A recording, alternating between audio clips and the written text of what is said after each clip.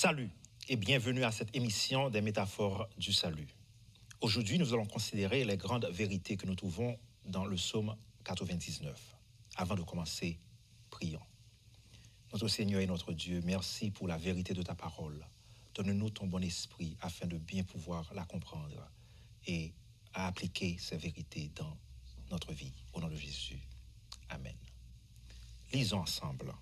Psaume 99. L'Éternel règne, les peuples tremblent. Il est assis sur les chérubins, la terre chancelle. L'Éternel est grand dans Sion, il est élevé au-dessus de tous les peuples. Qu'on célèbre ton nom grand et redoutable. Il est saint.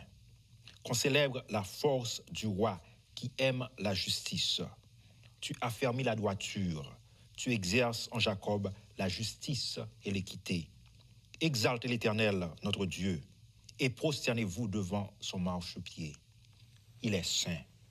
Moïse et Aaron parmi ses sacrificateurs, et Samuel parmi ceux qui invoquent son nom. Invoquèrent l'Éternel, et il les exauça. Il leur parla de la colonne de nuée. Ils observèrent ses commandements et la loi qu'il leur donna. Éternel, notre Dieu, tu les exauças. Tu fus pour eux un Dieu qui pardonne, mais tu les as punis de leurs fautes. Exaltez l'Éternel, notre Dieu, et prosternez-vous sur sa montagne sainte, car il est saint, l'Éternel, notre Dieu.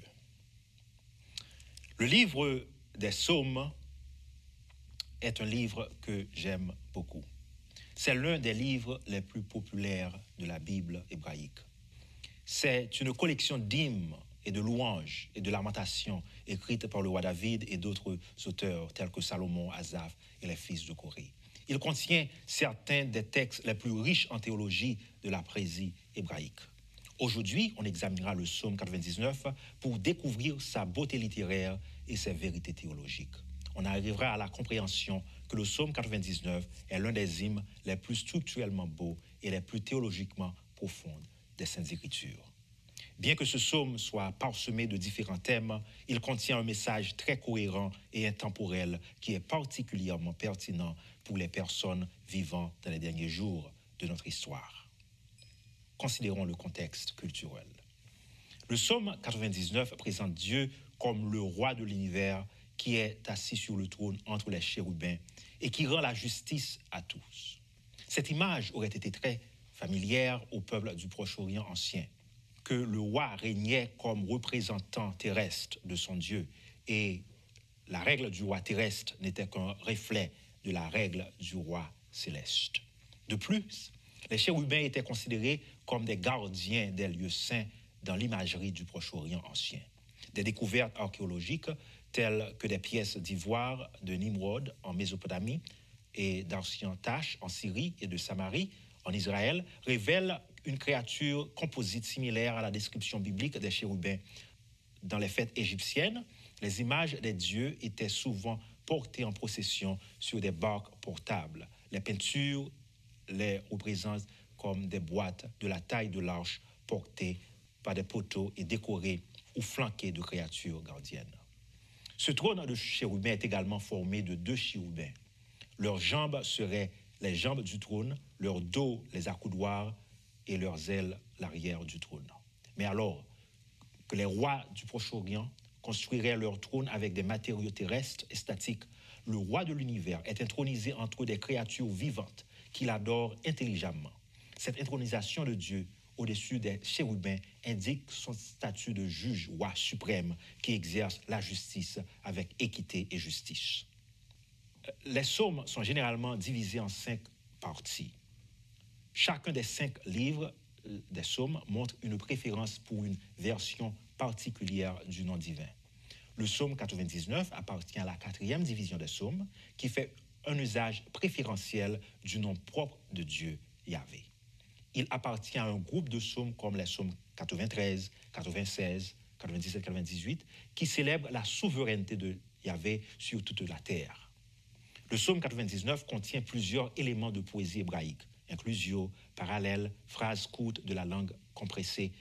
Ce beau psaume est une inclusio, c'est-à-dire qui commence et se termine par le nom d'alliance de Dieu, Yahvé. Ce nom divin apparaît 7 fois tout au long de cet hymne, dans les versets 1, 2, 5, 6, 8 et 2 fois au verset 9.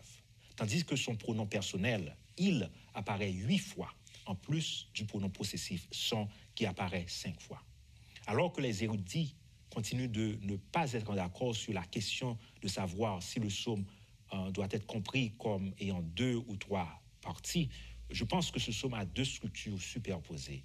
Le premier concept de ce psaume est un hymne à 2 strophes avec 7 lignes parallèles et un refrain au verset 9 et 5.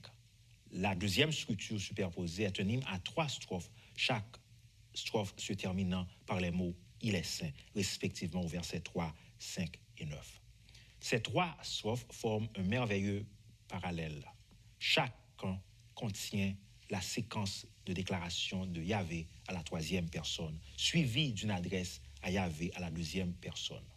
En outre, chaque section revient à la fin aux déclarations à la 3e personne sur Yahvé, versets 3, 5 et 9. Ce mouvement de la 3e personne, il, se référant à Dieu, à la 2e personne, plus intime, vous, votre, puis à la 1re personne du pluriel, notre Dieu, dans les versets 5, 8 et 9, révèle quelque chose de significatif. Bien qu'il règne sur tous les peuples, le Dieu d'Israël est un Dieu immanent, qui est très proche de son peuple.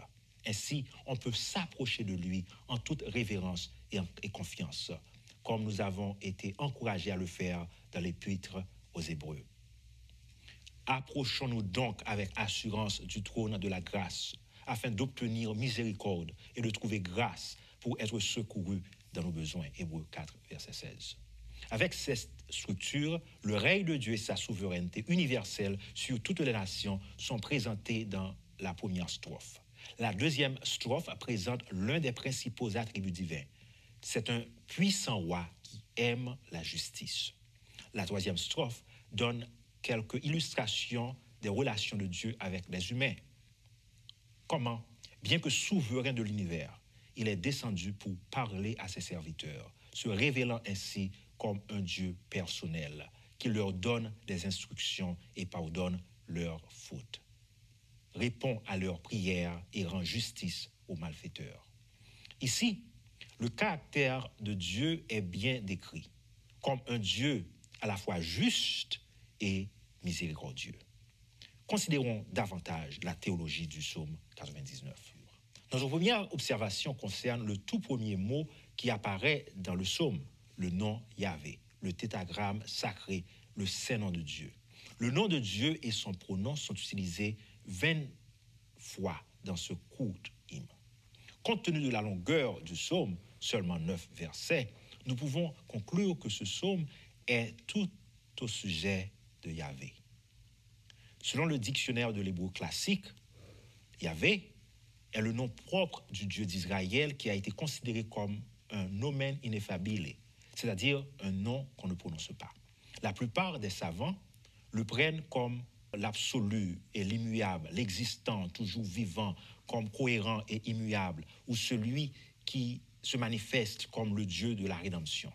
Cependant, plusieurs théologiens récents expliquent que le mot dans une version est celui qui fait naître, c'est le donneur de vie, c'est lui qui donne toute chose et qui rend toute chose la possibilité de vivre. Il est le créateur, celui qui réalise, accomplit ses promesses. Une lecture attentive de ce psaume dénote 7 actions divines accomplies par Yahvé. Il règne au verset 1er, il établit sa justice au verset 4, il répond aux prières au verset 6, il parle à son peuple au verset 7, il leur donne des témoignages et des ordonnances des lois au verset 7 également, il leur pardonne au verset 9 et venge leurs péchés et les iniquités des impies au verset 9. De plus, 3 attributs ou thèmes divins sont ici en vue. Premièrement, la grandeur de Dieu, il est grand en Sion et au-delà. Deuxièmement, la justice de Dieu, il aime la justice et a établi la justice. Et troisièmement, sa sainteté, il est saint. Ces 3 thèmes divins invitent à 3 réactions humaines. Trembler devant Dieu, ce qui signifie le craindre au verset 1er, louer son nom au verset 3 et l'adorer au verset 9. Examinons un peu plus ces trois caractéristiques divines. Premièrement, la grandeur de Dieu. Le deuxième verset de cet hymne parle de la grandeur de Dieu. Il est grand en Sion et il est élevé au-dessus de tous les peuples, verset 2. Ensuite, ce thème est repris et répété 3 fois de plus dans le refrain. Les peuples sont appelés à louer son grand nom, verset 3, et à exalter Yahvé, notre Dieu, versets 5 et 9. Cette grandeur de Dieu qui est mentionnée dans toute la Bible hébraïque, dans Deutéronome, Néhémie, Job, Psaume et Isaïe, se manifeste à la fois dans sa création, comme nous le dit Jérémie 10, 12, et dans ses œuvres de rédemption, comme il est écrit dans le Psaume 54, verset 1. Il est également décrit comme un roi puissant au verset 4 qui siège entre les chérubins comme il est souvent présenté ailleurs dans le récit biblique dans Exode 25, verset 22. Les chérubins font partie d'une haute classe d'anges qui sont apparus pour la première fois en tant que gardiens avec des épées enflammées dans l'histoire de la chute de l'humanité dans Genèse chapitre 3, verset 24. Ils font partie du trône vivant et mouvant de Dieu d'après Ézéchiel 10, verset 1. Conformément à l'idée d'un trône de chérubins, la vision d'Ézéchiel dépeint la gloire de Dieu reposant sur les chérubins comme quelque chose d'un trône vivant. Le règne de Dieu, contrairement au règne très court des rois de cette terre, est un règne éternel sur tous les peuples, d'après ce que nous dit Daniel au chapitre 4, au verset 34. Tous devraient, avec crainte, trembler en sa présence, Philippiens 2, verset 12. Pourtant, bien qu'il soit grand et impressionnant, digne d'être craint, il est à Sion, habitant parmi son peuple, trônant sur la place de la grâce, car trônant entre les chérubins, ses pieds reposent sur le propitiatoire où il parle à son peuple, Exode 29, verset 42, et fait expiation de leurs péchés. Sa grandeur est celle du Dieu de grâce. Puissions-nous ensuite répéter ces paroles du chant de Moïse, car j'invoquerai le nom de l'Éternel, attribuer la grandeur à notre Dieu. Deutéronome 32, verset 3. La deuxième caractéristique divine dont nous parle le psalmiste est la justice de Dieu. Il nous dit que la justice et l'équité sont la base du trône de Dieu. Psaume 89, verset 14. Il gouverne l'univers et notre monde avec un sceptre royal d'équité. Psaume 45, verset 6. Dans plusieurs psaumes, Dieu est loué et invoqué à cause de sa justice. La justice est l'une des vertus les plus remarquables de son statut de juge de son peuple et du monde entier. Le 4e verset du psaume 99 présente Dieu comme aimant la justice et 4 fois dans ce seul verset, des synonymes de justice tels que équité, jugement, justice apparaissent. C'est un thème central de ce psaume.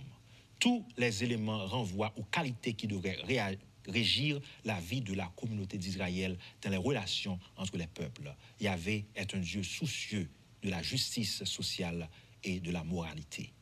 Ainsi, la justice et l'équité se réfèrent à sa loi, car ta justice est une justice éternelle, nous dit Psaume 119, verset 52, et ta loi est la vérité. Dans sa justice, Dieu connaît nos infirmités humaines et des dispositions ont été prises pour le pardon et la réconciliation. Le don de la loi tient devant nos pas chancelants, le miroir de la volonté parfaite de Dieu. Mais ceux qui sont ainsi confrontés à l'obligation de la loi divine vivent également, constamment sous la grâce, car c'est le pécheur repentant qui est invité non seulement à louer, mais à adorer son Dieu. C'est la raison pour laquelle Moïse, Aaron et Samuel, comme décrit dans le psaume, pouvaient invoquer en toute confiance le nom du Seigneur, verset 6. C'est après la naissance d'Enoch, fils de Seth, que les hommes ont commencé à invoquer le nom du Seigneur, Genèse 4, verset 26. Depuis lors, tous les serviteurs de Dieu, tels qu'Abraham, Élie et d'autres encore, ont fait de même. Moïse, Aaron et Samuel sont tous connus pour avoir été des hommes de prière en Israël. Tous les trois sont dans la lignée des grands intercesseurs. Moïse dans Exode, Aaron dans l'occasion de la peste, de Nombre, et Samuel dans 1 Samuel 7, versets 7 à 12. Mais invoquer le nom de Dieu signifie beaucoup plus qu'un simple appel à l'aide, car le nom du Seigneur, Yahvé, est représentatif de sa nature. Invoquer le nom de Yahvé, c'est crier à Dieu de tenir ses promesses et spécifiquement de sauver et de donner la vie à son peuple d'alliance. C'est une prière pour le salut, une expression du fait que l'on compte sur Dieu pour notre rédemption. Et c'est du nuage, le biais des communications divines, le lieu de théophanie cultuelle, que le grand Dieu parle à ses serviteurs et interagit avec eux en répondant à leurs prières, en pardonnant leurs péchés et en les tenant responsables pour leurs fautes. Car il est un Dieu juste. En vue de la justice de Dieu, le psalmiste invite tous à louer son grand nom impressionnant, car l'Éternel des armées est exalté par la justice. Le Saint Dieu se montre par sa justice. Ésaïe 5, verset 16. Tournons maintenant vers la troisième et dernière caractéristique divine mentionnée dans le psaume 99, la sainteté de Dieu. À la fin de chaque strophe, une invitation à louer, à adorer Yahvé est donnée, suivie de la déclaration ou rappel de sa sainteté. 3 fois saint, Yahvé est notre Dieu. Cette triple répétition nous rappelle la vision du prophète Ésaïe où les êtres angéliques adorent Yahvé, criant « Saint, Saint, Saint est le Seigneur, l'Éternel des armées ». Ésaïe 6, verset 3. Une scène similaire est rapportée dans le dernier livre du Nouveau Testament, où 4 créatures vivantes du trône divin dans le ciel chantent jour et nuit « Saint, Saint, Saint est le Seigneur Dieu ». Apocalypse 4, verset 8. Le mot hébreu signifie sacré, saint de Dieu, comme séparé de l'infirmité, de l'impureté et du péché des humains. Par conséquent, sa sainteté est l'un des attributs suprêmes de Dieu. Ce mot signifie la distance entre Dieu et l'homme, non seulement moralement, comme entre le pur et l'impur, et entre le créateur et la création, mais aussi le golfe a été comblé, certes, mais le cri répété « Il est saint » nous interdit de le prendre à la légère, dit un théologien. Le motif d'adoration est tout à fait évident. Dans ce court psaume, nous avons été 2 fois invités à adorer au marchepied de Dieu ou à sa sainte colline, au verset 5 et 9. Généralement, le marchepied fait partie du trône, son but étant de soutenir les pieds de celui qui est assis sur le trône. Le marchepied fait très probablement référence à l'arche dans le sens où elle est une boîte utilisée comme tabouret pour le roi divin intronisé et invisible. Les rois sont représentés dans le monde antique comme assis sur des trônes avec des pieds sur des tabourets. Le trône de Salomon, par exemple. Alors que nous approchons du trône de Dieu dans cette expérience d'adoration, nous devons toujours être conscients de sa sainteté. Et vous serez saints, car moi, l'Éternel, votre Dieu, je suis saint. Lévitique 19, verset 2. Quelles sont les implications de ce psaume? Le psaume 99 est une belle inclusion, c'est-à-dire il commence et termine avec la même phrase, le nom d'alliance de Dieu, Yahvé. Avec 2 structures superposées, de multiples parallèles, ce morceau de poésie hébraïque a été artistiquement écrit. Cet hymne nous donne quelques aperçus du caractère du souverain de l'univers, un Dieu qui aime la justice, qui parle personnellement à son peuple, les instruit, répond à leurs prières, pardonne leurs fautes et corrige leurs mauvaises actions. Le psaume 99 nous a légué un message intemporel d'un Dieu éternel et saint qui se soucie de son peuple. Sa pertinence, en particulier pour nous aujourd'hui, peut être mieux évaluée à la lumière du message des 3 anges d'Apocalypse 14, qui est le dernier message d'avertissement à l'humanité. Au milieu du ciel, un ange puissant proclame « Craignez Dieu et donnez-lui gloire, car l'heure de son jugement est venue, et adorez celui qui a fait le ciel, la terre, la mer et les sources d'eau. » Apocalypse 14, verset 7. Les 3 attributs divins décrits dans le psaume 99, la grandeur de Dieu, sa justice et sa sainteté, qui invitent à 3 réactions humaines, de craindre Dieu, de louer son nom, versets 1 et 3, et de l'adorer, verset 9, sont repris dans ce puissant message d'Apocalypse 14 dans le même ordre. Craignez Dieu, louez-le ou glorifiez-le et adorez-le. Ce motif d'adoration est crucial dans les derniers jours, selon les chapitres 13 et 14 d'Apocalypse. Ici, dans le psaume 99, nous sommes amenés dans la chambre intérieure, dans l'antichambre du ciel, pour unir nos voix à celles des créatures angéliques qui chantent constamment « Saint, Saint, Saint ». Il convient donc d'écouter l'exhortation de Pierre, l'apôtre, qui dit « Comme celui qui vous a appelé est saint, soyez saints, vous aussi, dans toute votre conduite. Car il est écrit, tu seras saint, car je suis saint. » 1 Pierre 1, versets 15 et 16. Cette sainteté de notre part nous oblige à garder l'instruction de Dieu, mentionnée dans Psaume 99, verset 7, codifiée dans les 10 commandements, selon Ecclésiaste, chapitre 12, versets 13 et 14. Car nous sommes sanctifiés par la vérité, et la loi de Dieu est la vérité. D'après Psaume 119, verset 52 et Jean 17, verset 17. Et le roi divin, qui aime la justice, d'après le Psaume 99, verset 4, le législateur qui nous donne sa loi, nous tiendra certainement responsables en cette heure du jugement tel que décrit dans Apocalypse 14, le verset 7. D'où notre grand besoin constant de grâce. Avec notre nature déchue, les mots suivants sont assez assurants pour nous dans cette entreprise. Et je cite, « En voyant la sainteté et la gloire du Dieu de l'univers, nous sommes terrifiés. Mais nous n'avons pas besoin de rester dans la terreur, car Christ est venu dans le monde pour révéler le caractère de Dieu, pour nous faire comprendre son amour paternel envers ses enfants adoptifs. Par le sang de Christ, nous pouvons nous approcher du trône de la grâce pour trouver grâce, pour être secourus dans nos besoins. » Fin de citation. Le ministère d'intercession de Jésus dans le lieu très saint du sanctuaire céleste, d'après Hébreux chapitre 8, est une importance capitale. Car si Moïse, Aaron et Samuel réussissaient dans leur vie de prière, d'intercession, d'après le psaume 99, verset 6, combien plus serait Jésus, qui est un meilleur chef que Moïse, d'après Hébreux 3, un plus grand souverain sacrificateur qu'Aaron, d'après Hébreux 5, et un prophète beaucoup plus puissant que Samuel, d'après Luc 24, verset 19.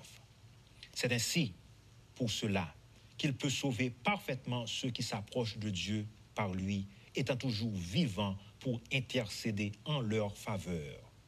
Il nous convient, en effet, d'avoir un souverain sacrificateur comme lui, saint, innocent, sans tache, séparé des pécheurs et plus élevé que les cieux, d'après Hébreux chapitre 7, les versets 25 et 26. Faisons-lui confiance aujourd'hui pour que nous puissions un jour chanter triomphalement d'une manière qui rappelle le psaume 99.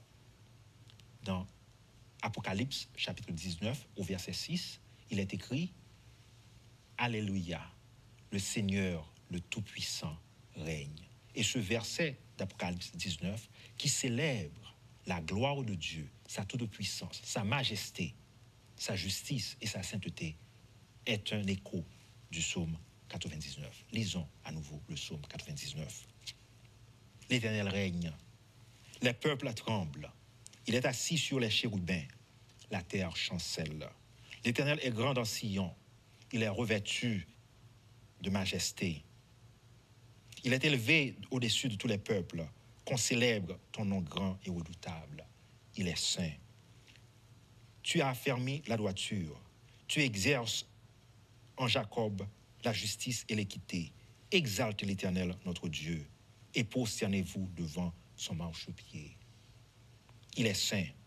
Moïse et Aaron parmi ses sacrificateurs, et Samuel parmi ceux qui invoquent son nom, invoquèrent l'Éternel et il les exauça. Il leur parla dans la colonne de nuée. Ils observèrent ses commandements et la loi qu'il leur donna. Éternel notre Dieu, tu les exauças.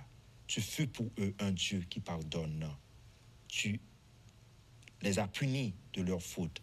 Exaltez notre Dieu, l'Éternel, et prosternez-vous dans sa montagne sainte, car il est saint, l'Éternel, notre Dieu. Il est significant ici de voir que les attributs divins ici mentionnés sont les attributs que Jésus possède dans le livre des Hébreux que nous avons lu. Car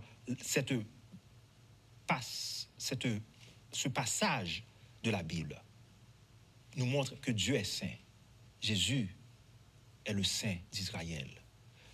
Le psaume 99 nous montre que Dieu est roi. Jésus est le roi des rois et le seigneur des seigneurs. Le psaume 99 nous parle de la grandeur de Dieu, de sa majesté. Jésus est le grand créateur et le grand rédempteur de notre humanité. Et finalement, ce psaume nous parle du Dieu de justice. Et Jésus est mort et par sa justice, il nous justifie tous. Le psaume aussi parle du fait que Dieu accepte l'intercession des serviteurs. Moïse est mentionné, Samuel ainsi que Aaron. Jésus est notre grand souverain sacrificateur, mentionné au livre des Hébreux, qui intercède pour nous. Et si Moïse, Aaron et Samuel ont eu de succès dans leur vie d'intercession, Jésus aussi peut avoir de succès, car il est le Saint d'Israël. Alors que nous terminons cette présentation, nous voulons vous inviter à accepter Jésus comme Sauveur et notre Rédempteur, celui qui intercède pour nos péchés dans le lieu céleste. Et alors que nous nous approchons de lui, faisons-le en toute révérence, car il est saint, il est grand et il règne dans Sion. Que Dieu nous bénisse et nous garde, qu'il nous protège.